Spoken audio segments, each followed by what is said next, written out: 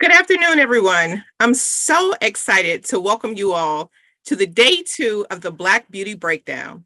Last week, we had an amazing day full of deep discussions on how the everyday products we use impact our health. This series aims to serve as a Black woman's guide for understanding the connection between toxins hidden in personal care products and breast cancer. As such, during day 1, we dove into research on endocrine disrupting chemicals, also known as EDCs, and learned about how neighborhood level differences in product safety create disparities for Black women.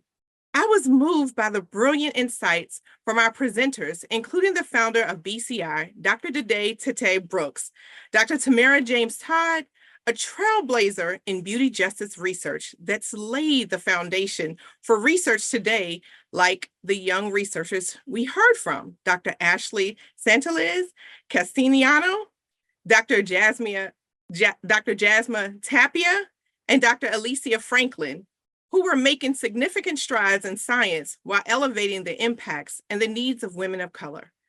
We would also like to extend our heartfelt thanks to the mentors such as Dr. Robin Dodson and Dr. 𝘠𝗏𝗍𝗍𝗍𝗍𝗍, who were providing valuable opportunities for these early stage researchers to thrive and make meaningful contributions to their communities, and our host and BCI board member, Pastor Rhonda Holbert. In day 1, all day 1 was nothing short of eye-opening and inspiring.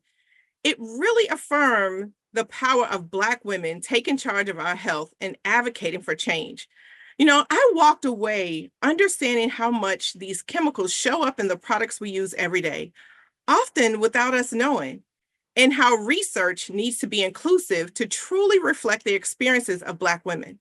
Let's take a look at what other attendees had to say.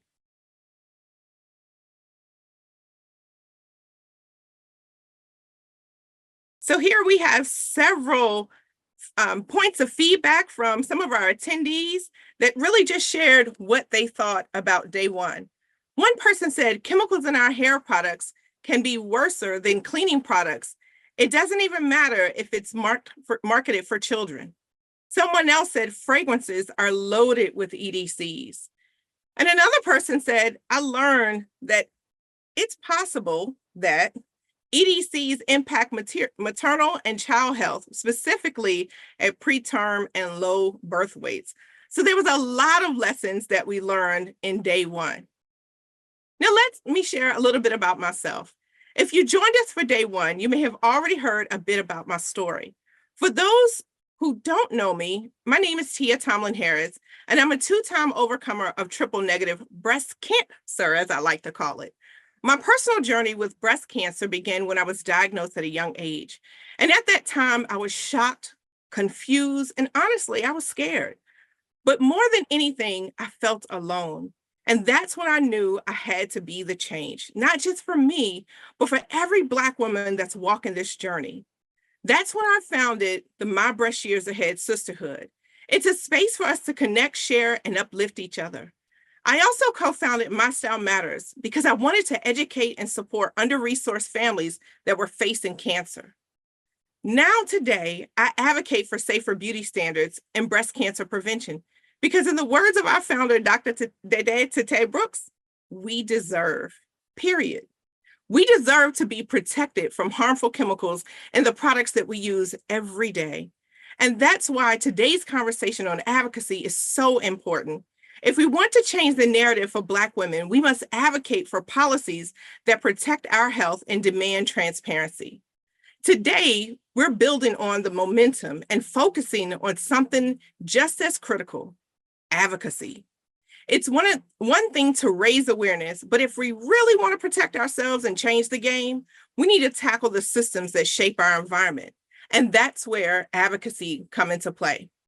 Today, we're going to talk about how laws and regulations can be tools for prevention, giving us more control over what's in the products we use each and every day. We'll explore key policies like the Modernization of Cosmetics Regulation Act and the Safer Beauty for All Act, which are fighting to reduce harmful chemical exposures and bring more transparency to the beauty industry. These aren't just bills on paper. They're part of our fight for health equity and safety for all of us. We'll also dive into what it means to build an advocacy campaign, how we can come together collectively and drive change in the beauty industry and champion safer beauty standards. Because at the end of the day, prevention is action. And we hold the power to make that happen, not just for ourselves, but for our daughters, our sisters, and our community. So with that said, I'm honored to kick off today's discussion, and I encourage you to lean in and ask questions and think about how you can be a part of this advocacy journey. Whether it's taking charge of your own breast cancer risk or pushing for safer products in our communities, we all have a role to play in ensuring that we, our families, and future generations are protected. But first, before we dive into the world of policy and legislation, let's have some fun with a little throwback moment. I'm sure that I'm aging myself with this one, but who remembers Schoolhouse Rock? Some of us grew up with it. And if you grew up with it, yeah, throw us some emojis or something in the chat. Let us know. But you know how catchy those little songs were, and they taught us a lot. Well, there's a specific Schoolhouse Rock video that is the perfect way to anchor us into today's discussion and remind ourselves how a bill becomes law, especially since we'll be talking about some major pieces of legislation today. So let's take a quick break and enjoy some nostalgia and watch I'm Just a Bill. Woo, you sure gotta climb a lot of steps to get to this Capitol building here in Washington. Well, I wonder who that sad little scrap of paper is. I'm just a bill, yes, I'm only a bill, and I'm sitting here on Capitol Hill. Well, it's a long, long journey to the capital city. It's a long, long wait while I'm sitting in committee, but I know I'll be a law someday. At least I hope and pray that I will, but today I am still just a bill. Gee, Bill, you certainly have a lot of patience and courage. Well, I got this far. When I started, I wasn't even a bill. I was just an idea. Some folks back home decided they wanted a law passed, so they called their local congressman, and he said, "You're right, there ought to be a law." Then he sat down and wrote me out and introduced me to Congress, and I became a bill. And I'll remain a bill until they decide to make me a law.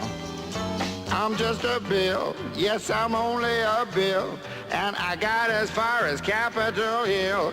Well, now I'm stuck in committee, and I'll sit here and wait while a few key congressmen discuss and debate whether they should let me be a law. I hope and pray that they will, but today I am still just a bill.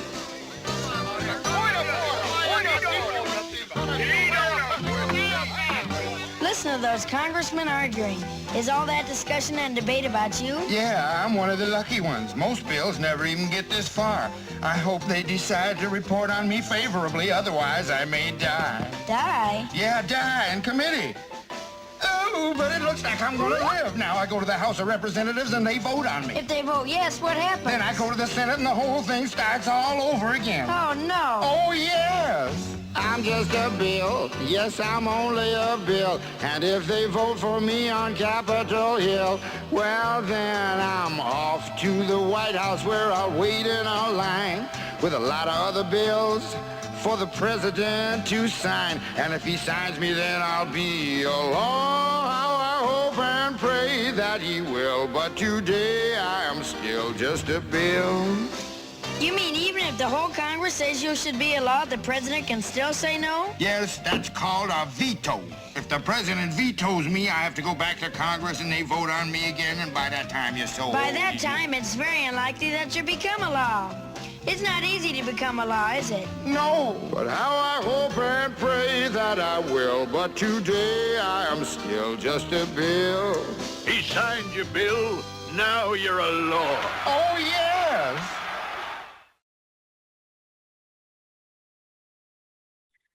Hey, I hope you enjoyed that little throwback. I had to laugh because some of us were backstage just singing along. So yes, as fun as that was, the message is so serious. Laws don't just happen. They start with an idea. They get pushed through a process. And with enough advocacy and persistence, they can become the very protections we need. For Black women, legislation is not just important, it's essential. We know that the products marketed to us are often the ones that carry the highest risks. But it's not just about protecting us from harmful chemicals. It's about protecting our beauty and our culture from being policed. Laws like the Crown Act, which protects us from discrimination based on our hair, are a perfect example of why we need strong legislation action. For too long, Black women have been told that our hair, our beauty, and our culture are just not good enough. And it's time that we stop letting others dictate what's acceptable. The legislation we'll be discussing today are powerful tools that not only ensure we're safe from toxic products, but also guards us against the policing of our natural beauty. When we understand the process, stay engaged, and advocate for change, we're not just protecting ourselves, we're fighting for future generations to live freely, beautifully, and safely. In the spirit of the power of legislation, I'm going to get us started with celebrating one of the most monumental legislative moments for protecting Black women's beauty, the passing of the Crown Act and the national movement that sparked it. We can't have this discussion today without uplifting it and the leaders behind it. The Crown Act, which stands for Creating a Respectful and Open World for Natural Hair, is a landmark law that protects against discrimination. For generations, our hair has been subject to attack. We've been told that our natural hair is not beautiful, and furthermore, it's unprofessional. The bias against our natural beauty has kept us from opportunities and has traumatized us. We all probably have stories about harm and pain that we've experienced based on how other folks felt about our hair. The Crown Act is a major step in creating safe space for Black women and men in this world. It makes it illegal to discriminate against someone based on their natural hair texture or protective styles like braids, locks, twists, and afros.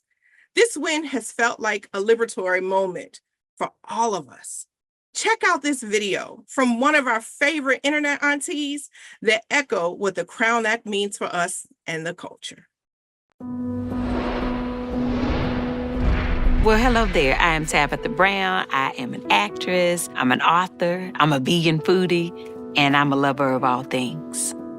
Well, as a Black woman, my hair is important. It's a part of me, and I embrace it. And it's also representation. Even on Tab Time, that's my children's show, I show up as my full self. As a little girl, I didn't see women walking around with an afro that looked like me.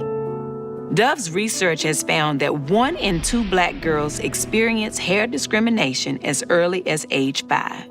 My journey with natural hair and the acceptance of it, the first time that I felt bad about my hair was at 5 years old. I was in kindergarten, right? And I remember asking my mama to let me wear my hair in 2 ponytails that were loose. And it looked like I had 2 pom-poms. Okay, I was cute though, 2 big pom-poms. I rode the bus to school. And when I got to school, my teacher looked at me and she said, "There's no way your mother let you wear your hair like that to school." I was 5. Honey, I still remember that today. Like, I remember how I felt in that moment at 5. That should never happen to anyone, especially not a child, not a little girl, not a little boy, to anybody. When you ask what Dove is doing as part of the movement for the Black community, Dove co-founded the Crown Coalition, right? That is telling you right there that they are advocating for change. They're helping, making this a movement, and we can't ask for anything better than that. The reason you need to sign the Crown Act petition is because hair discrimination needs to end, okay? That means you and you and you need to sign it and tell your friends, all right? Very good. I love my hair. I love my hair. My hair is definitely my crown. My hair is my crown. I love my crown. My crown is beautiful.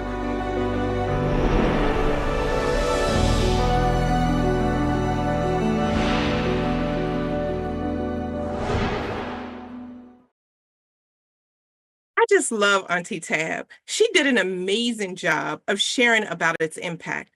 She definitely told a story that I think many of us can relate to. And I encourage everyone who's with us to follow through on Tabitha's request and sign the petition. Check out the chat for the link. And again, sign the petition. Today is all about action and advocacy, and that is a major and quick step you can take right now. And as we acknowledge this work, we also need to celebrate the Black women that started this movement. Supervisor Holly Mitchell of Los Angeles, California. Supervisor Mitchell authored the Crown Act in 2019 in California, and she has been a driving force behind its resulting movement.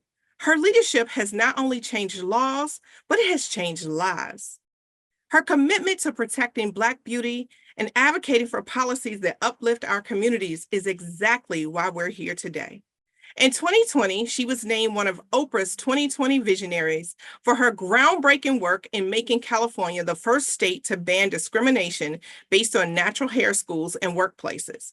As you saw in Tabitha's video, the beauty brand Dove, co-sponsor of the act, and the Crown Coalition helped to spread the message nationwide that discrimination based on hair is unacceptable and it must end. More importantly, Supervisor Mitchell led the way in redefining beauty and the beauty standards to build a more inclusive environment for women and girls everywhere. In the spirit of her trailblazing work, we have created the 𝘕𝗏𝗏 Award to honor individuals and organizations dedicated to keeping women of color safe from hair discrimination and harmful exposures found in our personal care products. This award recognizes those who champion health equity by advocating for cleaner beauty standards, reducing toxic exposures, and uplifting holistic well-being. Today, I am so honored, and we are honored, to have the first recipient of the 𝘕𝗏𝗏 Award to be the Honorable Supervisor Holly Mitchell. And with a grateful heart, I'm thrilled to share this message from her. Hi, I'm Holly Mitchell, LA County Supervisor, proudly representing the 2nd District. And I'd like to thank the Bench to Community Initiative for the honor of being recognized with the 𝘕𝗏𝗏 Award for Legislative Excellence. Thank you. This award is a testament not just to the work I've tried to do, but to the collective efforts of so many who are dedicated to ensuring that everyone has the right to know what's in the products they use every day. In my journey as an elected official, I've always believed that transparency and equity are fundamental to public health and justice. And this is the core belief that guided me when I championed the Crown Act in California back in 2019. The Crown Act wasn't just about hair, it was about protecting the right for Black people and people of color to present at work and school as their authentic selves and uphold our cultural identity without being discriminated against. Both the Crown Act and the efforts of Bench to Community Initiative highlight the critical need to address the unique health and cultural challenges faced by people of color. Whether we're talking about discriminatory practices in the workplace or the hidden dangers in everyday personal care products, our legislative work must prioritize the health, safety, and respect of all individuals, especially those most vulnerable. So I'm proud to stand with Bench to Community Initiative and want to take a moment to recognize the countless advocates who've walked this path with me. We've made significant progress, but our work is far from over. I'm committed to continuing to fight for policies that prioritize the health and safety of everyone. Thank you again for this incredible honor. I'm humbled. Thank you so much, Supervisor Mitchell. You truly laid the ground for so much of the overdue progress we are beginning to see now. Many have picked up the torch and are continuing to carry it forward. One of those being Assemblymember Tina McNaughton of Inglewood. Our next 𝘕𝗏𝗏 honoree, who has worked and succeeded at expanding protections of the Crown Act to our incarcerated brothers and sisters. We are excited to have Assemblymember McKenna with us today. But before we bring her on, let's check out this celebratory moment. Hello, Facebook friends. Today is July the 3rd, and we're still in the Capitol working. It is so darn hot here in Sacramento, but we have to get the job done. We're here on the floor, still hearing and passing bills, but I have some great news for the 4th of July. Happy Independence Day, by the way. I have some great news. My bill, AB 1875, just got signed by the governor. It's an extension of the Crown Act. Now, women and men, but women that are incarcerated inside, they will have hair care products for them. Now we will have hair care products for Black women, because we all know that our beautiful crowns are different from everyone else's. And we just passed a bill to make sure that they're able to take care of their hair while they're inside. And I'm so pleased. Thank you, Holly Mitchell, for the Crown Act. And hey, happy 4th of July, Queens. And with that, let's welcome Assembly Member Tina McKenna to officially give her our thanks and appreciation for the work. Well, good afternoon. What a beautiful award. I cannot wait to sit this on my mantle. I'm going to turn it around. It is just extremely gorgeous. I'm so proud of this award. I'm deeply honored to accept the Save Her Award for Legislative Excellence in Personal Care Product Ingredients Transparency on behalf of AB 1875. I'd like to extend my heartfelt thanks to My Style Matters, Inc. and all the advocates who have worked tirelessly for this cause. AB 1875 represents a significant step forward in addressing a very real issue within our state prison system: the lack of culturally appropriate personal hair products for incarcerated individuals. The California Department of Corrections and Rehabilitation operates 32 state prisons, each with commissaries offering basic necessities like food, toiletry, and personal care items. However, the products currently available often do not meet the needs of people with ethnic hair, like our beautiful crown. I'm leaving them with few, if any, options.